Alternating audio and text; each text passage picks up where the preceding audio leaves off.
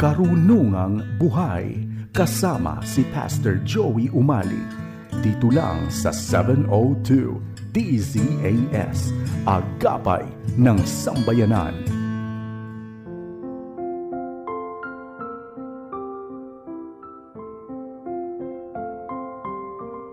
Pastor Joey Umali, samahan mo kami rito sa Karunungang Buhay.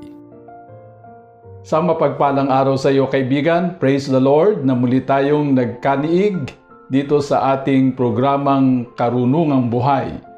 Nais kong batiin ang San Mateo United Methodist Church sa pangunguna ni Pastor Milo Di Vera at si Diaconisa Ate Mildred Cruz. Magkita-kita tayo dyan mamaya. Happy listening sa ating mga masugid na taga-subaybay. Kay former Supreme Court Chief Justice Reynato Puno na kamakailan lamang ay nagdiwang ng kanyang kaarawan. Kay Melody Bautista, Marilu Fajardo, Ruby Nocum, Rosalia Morales, Nene Librero, Albert Ligaspi, kay Pastor Marvin De Leon, Nora Cabantog, Kuya Ding Santos, Welma Landicho at Elsa Gonzaga.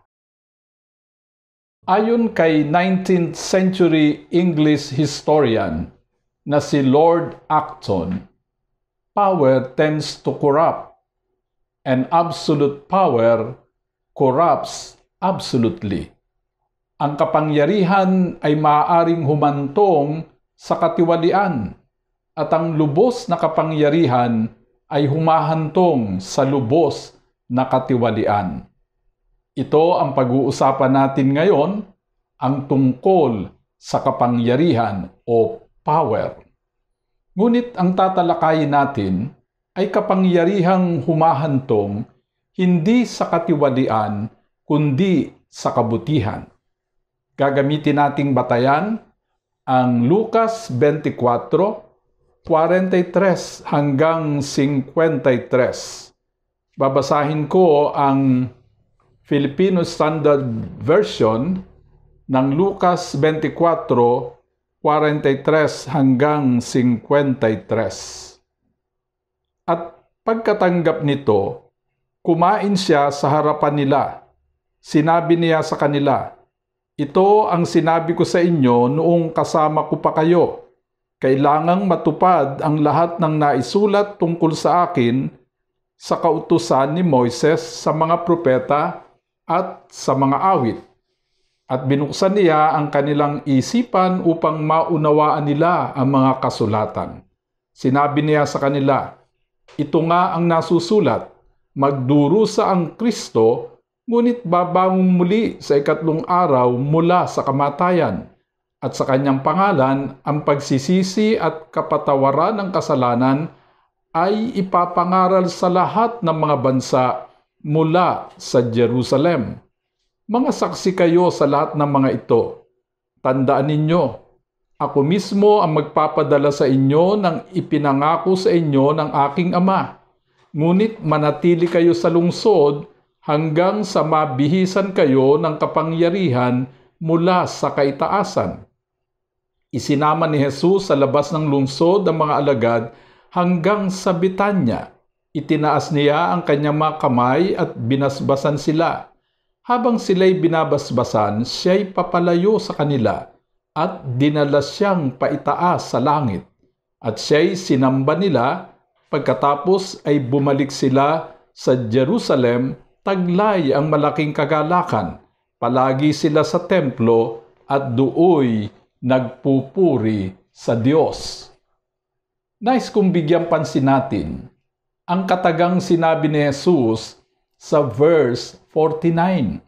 "Ngunit manatili kayo sa lungsod hanggang sa mabihisan kayo ng kapangyarihan mula sa kaitaasan."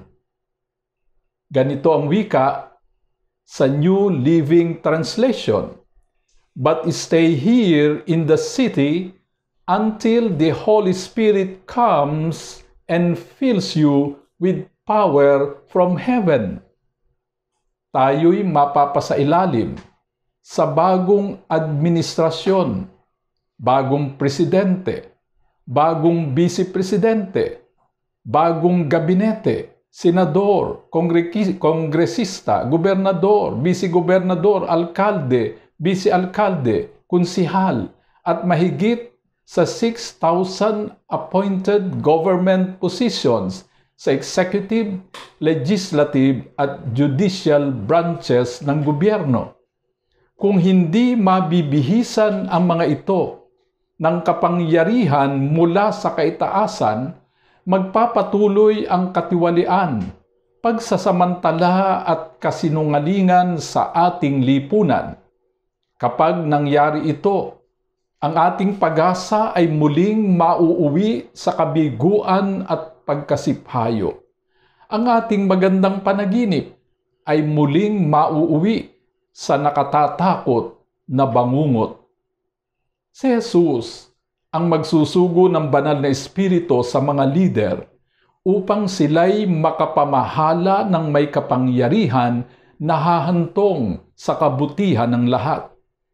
Tinatalakay sa ating aralin kung ano ang mga dapat gawin ng mga lider upang mangyari ito. Una, dapat paniwalaan na si Jesus ang Mesyas bilang katuparan ng mga propesiya sa matandang tipan. Wika ni Jesus sa verse 44. Ito ang sinabi ko sa inyo noong kasama ko pa kayo. Kailangang matupad ang lahat ng naisulat tungkol sa akin sa kautusan ni Moises, sa mga propeta at sa mga awit. Tunghayan natin ang mga propesiya sa matandang tipan. Ang gagampanang papel ni Jesus bilang propeta ay hinulaan sa aklat ni Moises sa Deuteronomio 18:15 hanggang 20. Mula sa inyo, si Yahweh na inyong Diyos ay pipili para sa inyo ng isang propetang katulad ko. Dapat kayong makinig sa kanya. Ito ang kasagutan sa hiling ninyo kay Yahweh nang kayo'y nagkakatipon sa Sinai. Ang sabi ninyo, huwag mo nang iparinig pang muli sa amin ang tinig ni Yahweh, ni ipakita ang kakilakilabot na apoy na ito, sapagkat tiyak na mamamatay kami. Sinabi naman niya sa akin, tama ang sabi nila. Kaya mula sa kanila, pipili ako para sa kanila ng isang propetang katulad mo. Sasabihin ko sa kanya ang aking kalooban, at siya ang magsasabi nito sa mga tao. Sino mang hindi makinig sa kanya na nagsasalita para sa akin ay mananagot sa akin. Ngunit ang sinumang propetang magsalita para sa ibang Diyos o kaya'y magkunwaring nagsasalita para sa akin, subalit hindi ko naman inatasan, ang propetang tulad niyon ay dapat patayin. Ang gagawing pagsasakripisyo ni Jesus ay hinulaan ni Propeta Isaias sa buong Isaias 53. Basahin natin ang verses 7-9 ng Isaias 53. Siya ay binugbog at pinahirapan, ngunit hindi kumibo kahit isang salita. Tulad ay tupang nakatakdang patayin, parang korderong hindi tumututol kahit nagupitan, at hindi umiimik kahit kauntiman. Nang siya'y hulihin at hatulan upang mamatay, wala man lamang nagtanggol sa kanyang kalagayan. Siya ay pinatay dahil sa sala ng sangkatauhan. Siya'y inilibing na kasama ng masasama at mayayaman, kahit na siya'y walang kasalanan o nagsabi man ng kasinungalingan. Ang muling pagkabuhay ni Jesus ay hinulaan sa mga awit 16:9 hanggang 11. Kaya't ako'y nagdiriwang, puso't diwa ko'y nagagalak, hindi ako matitinag sapagkat ako'y panatag. Pagkat di mo tutulutang ang mahal mo'y masadlak sa daigdig ng mga patay at doon ay maagnas. Ituturo mo ang landas na patungo sa buhay, sa piling mo'y madarama ang lubos na kagalakan, ang tulong mo'y magdudulot ng ligayang walang hanggan. Sapagkat si Jesus ay Diyos na buhay, may kapangyarihan siyang tulungan ang sino mang hihingi ng kanyang tulong at patnubay. Wika ni Jesus sa ating aralin sa verse 46. Ito nga ang nasusulat, magdurusa ang Kristo, ngunit babangong muli sa ikatlong araw mula sa kamatayan. Ang ipagkakaloob niya'y ang kapangyarihan ng muling pagkabuhay, nalulupig sa kamatayan, sa kabulukan, sa kasamaan at sa kasinungalingan upang isilang ang bagong buhay at bagong pag-asa. Ikalawa, dapat pagsisihan ang lahat ng kasalanan at ihingi ng kapatawaran kay Jesus. Wika sa verse 47 ng ating aralin, at sa kanyang pangalan, ang pagsisisi at kapatawaran ng kasalanan ay ipapangaral sa lahat ng mga bansa mula sa Jerusalem. Hindi mabubura ang kasalanan sa pamamagitan ng pagbabago ng kasaysayan. Mabubura lamang ang kasalanan sa pamamagitan ng pagsisisi. Sa pangalan ni Jesus, hindi lamang patatawarin ng Diyos ang ating mga kasalanan, kundi lilimutin na niya ang lahat ng mga ito. Ganito ang wika ng Diyos ayon sa Hebreo 8:12. Kahahabagan ko sila sa kanilang mga kasamaan at hindi ko na aalalahanin ang kanilang mga kasalanan. Ang taus-pusong pagsisisi ay sinusundan ng tunay na pagbabago. Nang magsisi ang maniningil ng buwis na si Sakeo, ganito ang sinabi niya kay Jesus na nasusulat sa Lucas 19:8. Panginoon, masdan po ninyo.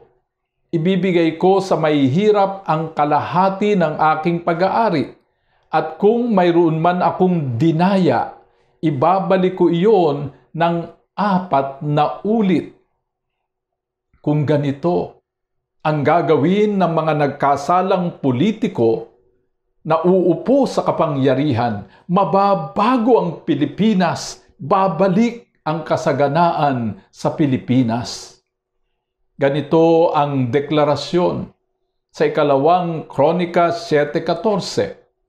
Ngunit kung ang bayang ito na nagtataglay ng aking karangalan ay magpakumbaba, manalangin, hanapin ako at talikuran ng kanilang kasamaan, papakinggan ko sila mula sa langit, patatawarin ko sila sa kanilang mga kasalanan at muli kong pasasaganain ang kanilang lupain. Kahit anong pagbabago ang gawin natin sa ating konstitusyon o sa forma ng gobyerno, kung hindi mababago ang puso ng ating mga lider at mamamayan, wala ring mangyayari. Mananatili pa rin laganap ang katiwalian, ang kahirapan at kawalang katarungan. Ika-4, dapat pasakop sa kapangyarihan ng banal na Espiritu. Wika ni Jesus sa verse 49, tandaan ninyo, ako mismo ang magpapadala sa inyo ng ipinangako sa inyo ng aking Ama. Ang ipinangako ng Diyos ay ang banal na Espiritu na siyang nagtuturo ng katotohanan, katwiran at katarungan. Ang isang leader na puspos ng kapangyarihang iniaalok ng sanlibutan ay mapanganib, sapagkat maaari siyang magmalabis sa kanyang kapangyarihan. Tulad ng sinabi ni Lord Acton na nabanggit ko kanina, absolute power corrupts absolutely. Ngunit kung ang kapangyarihan ng isang leader ay nagmumula sa banal na Espiritu, ang kahantungan ay lubos na kabutihan, absolute goodness. Ang isang leader na puspos ng kapangyarihan ng banal na Espiritu ay aani ng mga bunga ng Espiritu na ayon sa Galatia 5:22 ay pag-ibig, kagalakan, kapayapaan, pagtsatsaga, kagandahang loob, kabutihan, katapatan, kaamuan, at pagpipigil sa sarili. 5, dapat laging tinatanaw ang muling pagbabalik ni Jesus. Kung tinatanaw ng isang leader na si Jesus ay muling magbabalik upang hukuman ang mga makasalanan at gantimpalaan ang mga matuwid, gagawin niya ang lahat ng pinakamabuti sa panahon ng kanyang panunungkulan. Ito ang the greatest accountability ng bawat tao. Maaari tayong makapaglihim sa tao, ngunit hindi sa Diyos. Hindi natin siya madadaya. Wika sa Roma 12:14, kaya ang bawat isa sa atin ay magbibigay sulit ng sarili sa Diyos. Ang magandang maging panuntunan ng isang leader ay ang ginawang panuntunan ni Pablo na nasusulat sa unang Tesalonica 2:4. Dahil minarapat ng Diyos na sa amin ay ipagkatiwala ang Ebanghelyo, nangangaral kami hindi upang bigyang kasiyahan ng tao, kundi ang Diyos na nakasisiyasat ng aming puso. Dahil minarapat ng Diyos na ipagkatiwala sa ating mga lider ang gobyerno, dapat sila'y namumuno upang bigyang kasiyahan ng Diyos at hindi ang tao. Kapag ang namumuno ay namumuno para lang bigyang kasiyahan ng tao, hindi niya maitatama ang mali, hindi niya malalabanan ang masama, hindi niya maibibigay ang pinakamabuti. Samantalang kung siya'y naglilingkod para bigyang kasiyahan ng Diyos, lagi niyang gagawin ang pinakamabuti, hindi siya gagawa ng anumang labag sa utos ng Diyos at tao, may nakakakita man o wala. Magiging lagi siyang makatarungan at patas sa kanyang mga aksyon at pagpapasya. Sa makatuwid, magkakaroon siya ng tinatawag na righteous governance na siyang nagbibigay wakas o siyang magbibigay wakas sa kultura ng katiwalian. 6, dapat ay sinasamba ang Diyos at naglilingkod ng may kagalakan. Wika sa verse 52 ng ating aralin, at siya'y sinamba nila. Pagkatapos ay bumalik sila sa Jerusalem, taglay ang malaking kagalakan. Palagi sila sa templo at dooy nagpupuri sa Diyos. Dapat kilalanin ng isang leader ng gobyerno na ang kapangyarihang hawak niya'y nagmula sa Diyos, kung kaya't katungkulan ng mga tao na pasakop sa gobyerno tulad ng pagbabayad ng buwis at katungkulan naman ng leader na mamahala ayon sa panuntunan ng Diyos. Ganito ang wika sa Roma 13:1. Ang bawat tao'y dapat pasakop sa mga nasa kapangyarihan, sapagkat walang kapangyarihang hindi mula sa Diyos at ang mga kapangyarihang umiiral ay itinalaga ng Diyos. Ano naman ang responsibilidad ng humahawak ng kapangyarihan? Ganito ang wika sa Roma 13:3. Ang mga namumuno ay hindi nagdadala ng takot sa mga gumagawa ng mabuti, kundi sa mga gumagawa ng masama. Kung ayaw mong matakot sa may kapangyarihan, gumawa ka ng mabuti at pararangalan ka niya. Sa makatuwid, ang tungkulin ng may hawak ng kapangyarihan tulad ng sinasabi sa unang Pedro 2:14 ay upang parusahan ang mga gumagawa ng masama at parangalan ang mga gumagawa ng mabuti. Habang ginagawa ito ng leader, itinatakda ng Diyos na katungkulan ng mga tao na pasakop at sumunod sa leader na ito. Ngunit kapag nilabag na ito ng leader at pinopromote pa niya ang mga tiwali, samantalang hinahayaang maparusahan ang mabubuti, may karapatan na ang mga tao na kumilos laban sa kanya. Idalangin natin na ang mga may hawak ng kapangyarihan sa pangunguna ng mga bagong halal na pinuno natin, lalong-lalo na ang presidente, ang vice-presidente, ang ating mga senador at kongresista ay puspusin ng banal na espiritu upang sila'y mabihisan ng kapangyarihang mula sa kaitaasan. Tayo'y manalangin. O banal naming Ama, ipinagtatagubilin po namin sa inyo ang mga bagong halal na lider ng aming bansa sa pangunguna ng nahalal na Pangulo.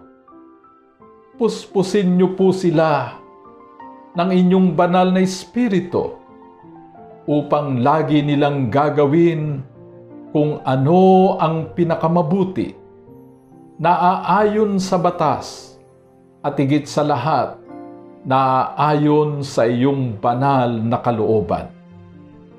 Kapag ganito ang aming mga lider na puspos ng iyong banal na espiritu at ginagawa ang tama, katungkulan namin na sila'y sundin at bigyan ng lahat ng suporta.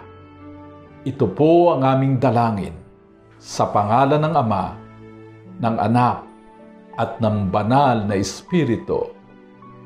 Amen. Maraming salamat sa iyong pagsubaybay. Hanggang sa muli, tandaan mo, mahal ka ng Diyos kahapon, ngayon, at bukas. Pastor Joey Umali, nagpapasalamat sa iyong pakikinig dito sa Karunungang Buhay. Hanggang sa susunod na linggo, tandaan, ang salita ng Diyos ay karunungang buhay at tanglaw sa ating landas, isa-isip at isa-buhay para sa matagumpay na pamumuhay.